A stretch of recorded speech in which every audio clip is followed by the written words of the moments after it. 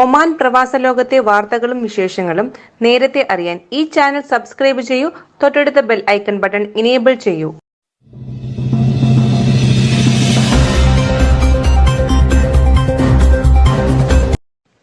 Oman പ്രവാസി media Oman വാർത്തകളിലേക്ക് എല്ലാവർക്കും സ്വാഗതം. വാർത്തകൾ വായിക്കുന്നത് നജില ഷിബിൻ.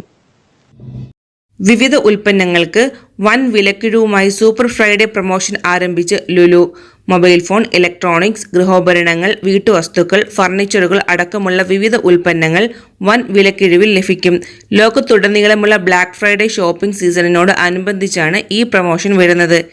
ഈ മാസം 30 വരെ ലുലു hypermarket.com-ൽ പ്രൊമോഷനോടുകൂടിയ ഓൺലൈൻ ഷോപ്പിംഗ് നടത്താവുന്നതാണ്.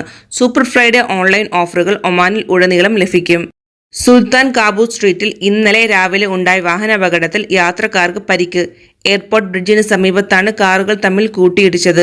അപകടത്തിൽ 2 വാഹനങ്ങളും തകർന്നു. യാത്രക്കാരെ ഉടൻ ആശുപത്രിയിലേക്ക് മാറ്റി. നഗരത്തിലെ പ്രധാന റോഡിലുണ്ടായ അപകടത്തെ തുടർന്ന് പ്രദേശത്ത് ദീർഘനേരം ഗതാഗത കുരുക്ക് അനുഭവപ്പെട്ടു. റോയൽ ഒമാൻ പോലീസ് എത്തി ഗതാഗതം നിയന്ത്രിച്ചു. യാത്രക്കാർ മറ്റു വഴികൾ ഉപയോഗപ്പെടുത്തണമെന്ന് പോലീസ് ആവശ്യപ്പെട്ടിരുന്നു. തീരദേശ ഗവർണറേറ്റുകളായ മസ്കറ്റ്, മുസന്തം, തെക്കൻ ഷർക്കിയ, വടക്കൻ ബത്തിന, തെക്കൻ ബത്തിന എന്നിവിടങ്ങളിൽ മഴയ്ക്ക് സാധ്യതയെന്ന് കാലാവസ്ഥാ നിരീക്ഷണ കേന്ദ്രം മുന്നറിയിപ്പ്. തിരമാലകൾ 2 മുതൽ 3 മീറ്റർ വരെ ഉയർന്നേക്കാം. ദോഫാർ ഗവർണറേറ്റിന്റെ വിവിധ ഭാഗങ്ങളിലും തീരദേശങ്ങളിലും മുസന്തം, ബുറൈമി, ദാഹിറ ഗവർണറേറ്റുകളിലും അന്തരീക്ഷം മേഘാവൃതം ആയിരിക്കുമെന്നും കാലാവസ്ഥാ നിരീക്ഷണ കേന്ദ്രം അറിയിച്ചു.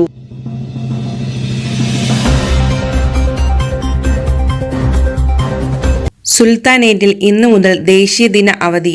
സർക്കാർ സ്വകാര്യ മേഖലകളിൽ വാരാന്ത്യ അവധി ഉൾപ്പെടെ 4 ദിവസം തുടർച്ചയായി അവധി ലഭിക്കും. 29 ഞായറാഴ്ചയാണ് ഓഫീസുകൾ വീണ്ടും പ്രവർത്തനം പുനരാരംഭിക്കുക. 4 ദിവസം തുടർച്ചയായി അവധി ലഭിക്കുമെങ്കിലും COVID-19 സുരക്ഷാ നിയന്ത്രണങ്ങൾ നിലനിൽക്കുന്ന സാഹചര്യത്തിൽ അവധി ആഘോഷങ്ങൾ വീടുകളിൽ മാത്രമായി ചുരുങ്ങും. ദേശീയദിന ആഘോഷങ്ങളും അധികൃതർ നിയന്ത്രിത രൂപത്തിൽ മാത്രമാണ് അനുവദിക്കുന്നത്. ദേശീയ ദിന അവധി ആഘോഷിക്കാൻ ഇത്തവണ ബീച്ചുകളിലും പാർക്കുകളിലും എത്തുന്നവർക്ക് പിടിവീഴും. കോവിഡ് പ്രതിരോധ നടപടികളുടെ ഭാഗമായി രാജ്യത്തെ വിനോദസഞ്ചാര കേന്ദ്രങ്ങളിൽ പലതും അടച്ചിട്ടിരിക്കുകയാണ്.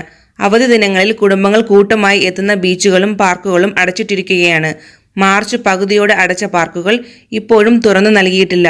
കഴിഞ്ഞ മാസം മുതൽ ബീച്ചുകളിൽ ആളുകൾ ഒത്തുചേരുന്നതിനും സുപ്രീം കമ്മിറ്റി വിലക്ക് ഏർപ്പെടുത്തിയിട്ടുണ്ട്. 223 പുതിയ COVID-19 രോഗികൾ. 5 രോഗികൾ കൂടി മരണപ്പെട്ടു. 24 മണിക്കൂറിനിടെ 279 പേർ രോഗമുക്തി നേടിയതായും ആരോഗ്യ മന്ത്രാലയം അറിയിച്ചു. രാജ്യത്തെ ആകെ കോവിഡ് കേസുകൾ 1,22,579 ഉയർന്നു. ഇതുവരെ കോവിഡ് ബാധിച്ച് മരണപ്പെട്ടവരുടെ എണ്ണം 1391. 1.13% കോവിഡ് മരണനിരക്ക്.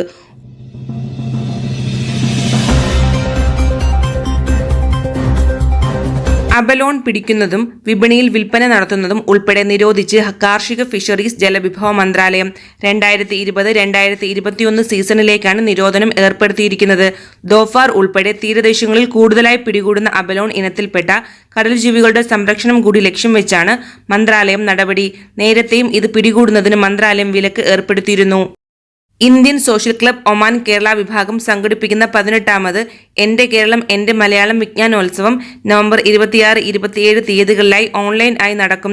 അക്ഷരമുറ്റം കിസ് ഫെസ്റ്റിവലിന്റെ സംസ്ഥാനതല സംഘാടകരാണ് ഈ വർഷം വിജ്ഞാനോത്സവം നയിക്കുന്നത്. പ്രമുഖ കവിയും പത്രപ്രവർത്തകനുമായ ഏഴാച്ചേരി രാമചന്ദ്രൻ വിജ്ഞാനോത്സവം ഉദ്ഘാടനം ചെയ്യും. മുൻ വർഷങ്ങളിൽ നിന്ന് വ്യത്യസ്തമായി 3 പേരടങ്ങുന്ന ടീമിനു പകരം വ്യക്തിഗതമായാണ് മത്സരത്തിൽ പങ്കെടുക്കേണ്ടത്. ജൂനിയർ വിഭാഗത്തിലും സീനിയർ വിഭാഗത്തിലും മത്സരങ്ങൾ 3 ഘട്ടങ്ങളിലായാണ് നടത്തുന്നത്. നവംബർ 26 വൈകിട്ട് നടക്കുന്ന ആദ്യ പ്രാഥമിക മത്സരത്തിൽ നിന്നും കൂടുതൽ മാർക്ക് നേടി തിരഞ്ഞെടുക്കപ്പെടുന്ന 80 പേർക്കായി നവംബർ 27 രാവിലെ 2ാം ഘട്ട മത്സരം നടക്കും. ഇതിൽ നിന്ന് തിരഞ്ഞെടുക്കപ്പെടുന്ന 8 പേരായിരിക്കും അവസാനഘട്ട മത്സരത്തിൽ പങ്കെടുക്കുക. മത്സരങ്ങൾ കേരള വിഭാഗത്തിന്റെ ഫേസ്ബുക്ക് പേജിലൂടെ തത്സമയം വീക്ഷിക്കാവുന്നതാണ്.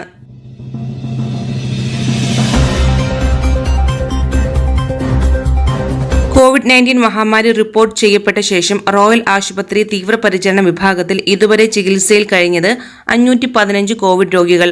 30% രോഗികൾ മരണത്തിന് കീഴടങ്ങിയതായും കോവിഡ് ICU വിഭാഗം തലവൻ ഡോക്ടർ ഹുദ അൽ ഖലീലി പറഞ്ഞു.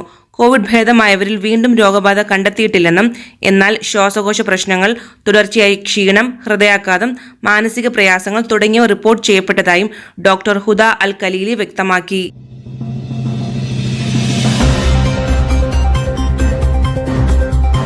ഖത്തറിലെ ഏഷ്യൻ ടൗണിൽ താമസിക്കുന്ന ഇന്ത്യൻ തൊഴിലാളികൾക്ക് അടിയന്തര പാസ്പോർട്ട് സേവനങ്ങൾ ലഭ്യമാക്കുന്നതിനായി ഖത്തർ ഇന്ത്യൻ എംബസി പ്രത്യേക കൗൺസിലർ ക്യാമ്പ് സംഘടിപ്പിക്കുന്നു.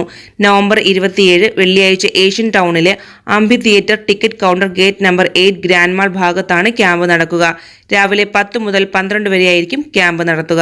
കോവിഡ് സുരക്ഷാ നടപടികൾ കർശനമായി പാലിച്ചായിരിക്കും ക്യാമ്പിൽ തൊഴിലാളികളെ പ്രവേശിപ്പിക്കുകയെന്നും എംബസി അധികൃതർ അറിയിച്ചു. UAEയുടെ 49ാം ദേശീയ ദിനത്തോടനുബന്ധിച്ച് വിവിധ ജയിലുകളിൽ കഴിയുന്ന 628 പേർക്ക് മോചനം നൽകുമെന്ന് president Sheikh Khalifa bin Zayed Al Nahyan പ്രഖ്യാപിച്ചു. ഇവരുടെ പേരിൽ ബാധ്യതയായുള്ള സാമ്പത്തിക പിഴകൾ പ്രസിഡന്റ് ഏറ്റെടുക്കും. ദേശീയ ദിനത്തോടൊപ്പം രാജ്യം ഉയർത്തിപ്പിടിക്കുന്ന വിശാലമായ മാനവികതയുടെയും വിട്ടുവീഴ്ചയുടെയും ഭാഗം കൂടിയാണ് തടവുകാരെ മോചിപ്പിക്കുന്നതെന്ന് വാർത്താക്കുറിപ്പിൽ അധികൃതർ അറിയിച്ചു.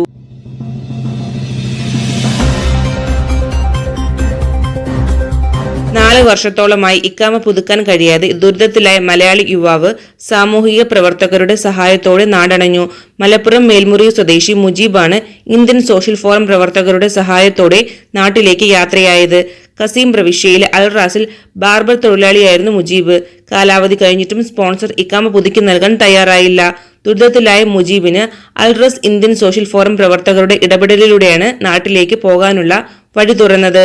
നിയമക്കുരുക്കുകളും സാമ്പത്തിക പ്രതിസന്ധിയും കാരണമായിരുന്നു ഇക്കാമ പുതുക്കാൻ കഴിയാതിരുന്നത്. തുടർച്ചയായ 4 വർഷത്തോളം ഇക്കാമ പുതുക്കാതെ നീണ്ടുപോയപ്പോൾ സോഷ്യൽ ഫോറം പ്രവർത്തകർ വിഷയത്തിൽ ഇടപെടുകയായിരുന്നു. കുവൈത്ത് ആരോഗ്യ മന്ത്രാലയം വാക്സിൻ ഇറക്കുമതിക്ക് ഫൈസർ ആൻഡ് ബയോൺടെക് കമ്പനിയുമായി കരാറിലെത്തി. ക്ലിനിക്കൽ പരിശോധന കഴിഞ്ഞ് തദ്ദേശീയ റെഗുലേറ്ററി അതോറിറ്റിയുടെ അംഗീകാരം ലഭിച്ചാൽ ഡിസംബർ അവസാനം മുതൽ കുവൈറ്റിലേക്ക് വാക്സിൻ ഇറക്കുമതി ചെയ്യും. വാക്സിൻ ഇറക്കുമതിയുടെ സാമ്പത്തിക ചെലവ് ഉൾപ്പെടെ വിശദാംശങ്ങൾ അധികൃതർ പുറത്തുവിട്ടില്ല. -70°C താപനിലയിലുള്ള ശീതീകരണ സംവിധാനം ഉൾപ്പെടെ സജ്ജീകരണങ്ങൾ ഒരുക്കും. അതിനിടെ കോവിഡ് വാക്സിൻ എടുക്കാൻ രാജ്യത്ത് ആരെയും നിർബന്ധിക്കില്ലെന്ന് ആരോഗ്യ മന്ത്രാലയം വ്യക്തമാക്കി. കുത്തിവെപ്പിക്കലിന് ആരോഗ്യ പ്രവർത്തകർ, പ്രായമായവർ, ഭിന്നശേഷിക്കാർ, മാറാരോഗക്കാർ, കോവിഡ് പ്രതിരോധ പ്രവർത്തനങ്ങളുടെ ഭാഗമായുള്ള മറ്റുള്ളവർ തുടങ്ങിയവരെയാണ് മുൻഗണനയിൽ ഉൾപ്പെടുത്തിയിട്ടുള്ളത്.